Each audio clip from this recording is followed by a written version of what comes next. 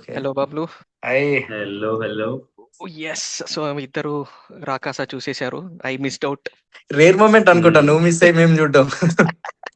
Yes yes ఏదో అట్లా పనుల్లో బిజీ అయిపోయి.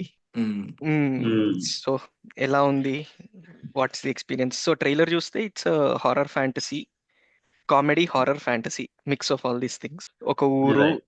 ఒక బ్రహ్మరాక్షసుడు, సీజీ అంతా ఉంది. సో మీరు చెప్పాలి, హౌ డిడ్ ఇట్ వర్క్? అంటే నేను ట్రైలర్ లో చూసిన దాని ప్రకారం అయితే ఏం పాయింట్ ఏం రివీల్ చేయలేదు అక్కడ.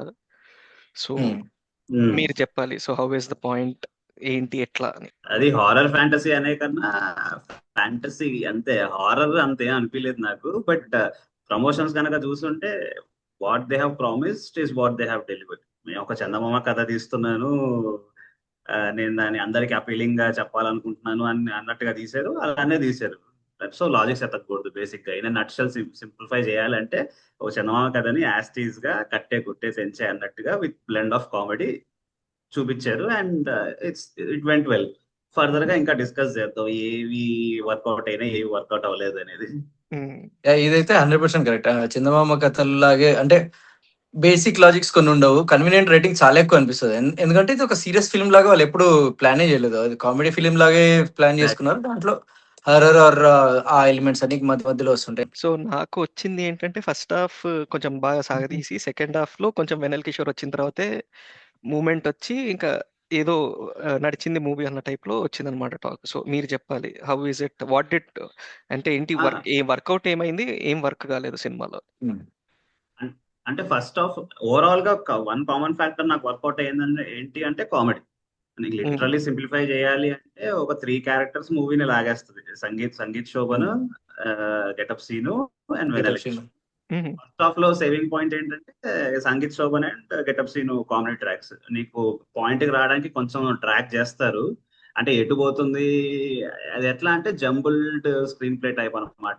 సీన్స్ వచ్చేస్తూ ఉంటాయి, అంటే ఏ డైరెక్షన్ లో వెళ్తుంది అనేది నీకు అర్థం కాదు. స్టార్టింగ్ లో బ్రహ్మరాక్షసుడు కాన్సెప్ట్ మాట్లాడి ఆ తర్వాత నీకు చాలా రొటీన్ గా వెళ్ళిపోతుంటది, చాలా క్యాజువల్ గా వెళ్ళిపోతుంటది. It feels a bit dragged, but అందులో కూడా యూ విల్ ఎంజాయ్. ఎందుకంటే చెప్పే కదా, కామెడీ బిగ్ టైం వర్కౌట్ అయింది ఈ మూవీలో. Sangeeth literally one man show and getup Seenu is nice supporting role అనమాట first half. And second half Vennela Kishore వచ్చిన దగ్గర నుంచి second half is where he gets into the fort. ఇక మూవీ మొత్తం ఫోర్ట్ లోనే ఉంటది. అక్కడ వెన్నెల కిషోర్ ఎంటర్ అవుతాడు, అది వివత్సంగా వర్కౌట్ అవుతుంది అసలు. వెన్నెల కిషోర్ అండ్ సంగీత్ శోభన్ ట్రాక్ అయితే దారుణమైన వర్కౌట్. అండ్ గెటప్ సీన్ వాళ్ళు ఎంటర్ అయిన తర్వాత వెన్నెల కిషోర్ కి గెటప్ సీన్ మధ్యలో కూడా చిన్న చిన్న కామెడీ బిట్స్ పడతాయి, అవి కూడా వివత్సంగా వర్కౌట్ అయినాయి. బాగా వర్కౌట్ అయిన ఫ్యాక్టర్ మళ్ళీ ఒకటే, కామెడీ కామెడీ కామెడీ అంతే. నువ్వు బ్రహ్మరాక్షసుడు ఎక్స్పెక్ట్ చేసి వాళ్ళకి ఏ ఉంటది అక్కడ అంతే. ఎందుకంటే నీకు ప్రాబ్లమ్ స్టేట్మెంట్ ఒక టైంలో పెద్ద బ్రహ్మరాక్షసుడు వర్సెస్ మన హీరో క్యాజువల్ కామెడీ టైప్ లో ఇది ఉండే, పాపం వీడు ఎలా బీట్ చేస్తాడు ఇది అన్నట్టు ఉంటది. సో డెఫినెట్లీ లాజిక్స్ అనేది స్కోపే లేదు అక్కడ. కామెడీ ఫిలిం అనే ఎక్స్పెక్ట్ చేయి, అప్పుడు డిసప్పాయింట్ అవ్వవు. లేదంటే ఒక హర్రర్ ఫిలిం టైప్ లో ఎక్స్పెక్ట్ చేస్తుంటే ఇదేంటి అంత పేలు ఉంది అనిపించచ్చు, బట్ అదే expectation miss match problem. And Prithvi చెప్పినట్టు ఫస్ట్ హాఫ్ లో డ్రాగ్ అనిపించడానికి మెయిన్ రీజన్ ఏంటంటే ముందే చెప్తాడు, ఒక పెద్ద ఒక ఫ్లాష్ బ్యాక్ చెప్తాడు, 1000 ఏళ్ల కింద ఇది జరిగింది, 500 ఏళ్ల కింద ఇది జరిగింది. సో బ్రహ్మరాక్షసుడు ఏంటి, ఊరితో ఏంటి లింక్, ఇదంతా చెప్తాడు. సో ఈ సీన్స్ అవుతున్నాయని అంటే హీరో వాళ్ళ ఫ్రెండ్ మధ్యలో కామెడీ ఇదంతా, ఎప్పుడు వస్తాడు బ్రహ్మరాక్షసుడు, ఆ ఫోటోలోకి ఎప్పుడు వెళ్తారు అని మనం వెయిట్ చేస్తూ ఉంటాం. అందుకే ఇంకెప్పుడు వెళ్తారు అని, అది ఇంటర్వెల్ వరకు వెళ్ళరు, డ్రాగ్ డ్రాగ్ డ్రాగ్ అనిపిస్తుంది అక్కడ వరకు. సో ఎందుకంటే మన ఎక్స్పెక్టేషన్ అట్లా ఉంటది, వెళ్ళిపోతుందా లోపల ఏం జరుగుతుందో మాకు చూడాలని. సో ఆ విషయంలో మెచ్చుకోవచ్చు సినిమా వాళ్ళని, యాంటిసిపేషన్ బిల్డ్ చేసినందుకు. బట్ సెకండ్ హాఫ్ లో కూడా అంటే కొన్ని పార్ట్స్ ఒక fantasy kind of or adventure kind of elements కొన్ని పెడతాడు. సీజీ ఓకే, కంప్లైంట్ అయితే చేయను కానీ బానే ఉంది, అది కూడా ఎంటర్టైన్ చేస్తాడు. స్లోగా స్టోరీలోకి వెళ్తారు. క్లైమాక్స్ లో అంటే రాక్షసుడికి కూడా ఒక మనసు ఉంటది అనే ఒక డిఫరెంట్ ఫిలాసఫికల్ యాంగిల్ ని ఎక్స్ప్లోర్ చేస్తారు. కానీ సడన్ గా వచ్చినట్టు అనిపిస్తుంది, అంటే అరే ఇక్కడ హింట్ లేకుండా సడన్ గా అయిపోయింది ఏంటి ఇది అని. బట్ యా, నాతో పాటు వచ్చిన వాళ్ళకైతే అదే నచ్చింది యాక్చువల్లీ. ఒక రాక్షసుడిలో కూడా ఒక మనసు ఉంది అని చూపించడం వాళ్ళకి మంచిగా అనిపించింది.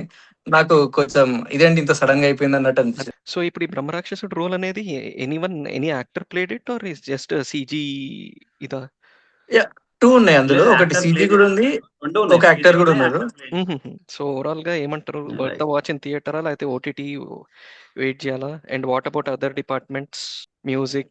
లేదు, నాకు మ్యూజిక్ మ్యూజిక్ నచ్చింది, బీజిఎం బాగుంది. అండ్ జాతర సాంగ్ ఒకటి ఉంటుంది, అది చాలా బాగా వచ్చింది. And hmm. BGM scenes elevate చేసినాయి, ఫ్రాంక్లీ స్పీకింగ్. ఎక్కడెక్కడ అంటే రీసెంట్ గా మనం బీజిఎం గురించి మాట్లాడుకుంటుంటే మన తమన్ సార్ గురించి మాట్లాడుకుంటున్నాం. నీకు లౌడ్ లౌడ్ లౌడ్ అనేది, ఇది లౌడ్ కాదు. హ్మ్. నీకు ఎక్కడ రేజ్ అవ్వాలో అక్కడ రేజ్ అవుతుంది, ఎక్కడ సెటిల్ ఉండాలో అక్కడ సెటిల్. అంత heavily pounding on my years అన్న ఫీలింగ్ అయితే నాకు రాలేదు బీజిఎం వైజ్ గా. ఓకే. యాహ్! డెఫినైట్లీ. అంటే వీళ్ళు కామెడీ చేస్తూ చేస్తూ సడెన్‌గా సీరియస్ స్విచ్ అవ్వడం. ఈ స్విచ్ ఇంత స్మూత్‌గా ట్రాన్సిషన్ అవ్వడానికి బీజీఎం వల్లనే అని చెప్పొచ్చు. ఆ మ్యూజిక్ డైరెక్టర్ చాలా స్మూత్‌గా తీసుకెళ్తాడు. కామెడీ అవుతున్నప్పుడు నీకు కొంచెం గ్యాప్ ఇస్తాడు. కామెడీ ఆ డైలాగ్స్ మనం గ్రాస్ప్ చేయడానికి. వెంటనే సీరియస్‌కి షిఫ్ట్ అయినప్పుడు రైట్. బీజీఎం యాడ్ చేసుకుంటాడు. సో, అదైతే 100% గుడ్. అండ్ ఆర్ట్ వర్క్ కూడా జాతర సీన్‌లో ఎస్పెషల్లీ పృథ్వీ చెప్పినట్టు వాళ్ళ అందరూ అంటే బలి ఇవ్వడానికి రెడీ అవుతున్నప్పుడు మొత్తం వాళ్ళ గెటప్స్ గాని, అదంతా చిన్న చిన్న అంటే విలేజ్ రైట్. స్కేల్ పెద్దది కాదు. ఒక చిన్న విలేజ్, ఒక చిన్న ఒక పెద్ద ఫోర్ట్ అనుకోవచ్చు. దాని మధ్యలో ఈ ఆర్ట్ వర్క్ అంతా క్రియేట్ చేయగలడం డెఫినెట్లీ గుడ్ వర్క్ అని చెప్తాను. బట్ సెకండ్ హాఫ్ లో నీకు ఫోర్ట్ లోకి ఎంటర్ అయ్యాక హెవీలీ రిలయింగ్ ఆన్ సీజీ, అక్కడ సీజీ నీకు కొన్ని కనిపిస్తాయి, డ్రాబ్యాక్స్ బాగానే తెలుసుకోదు. కనిపిస్తాయి. ఎందుకంటే లిమిటెడ్ బడ్జెట్ కాబట్టి obvious, but with that limited budget some of the things have worked out well.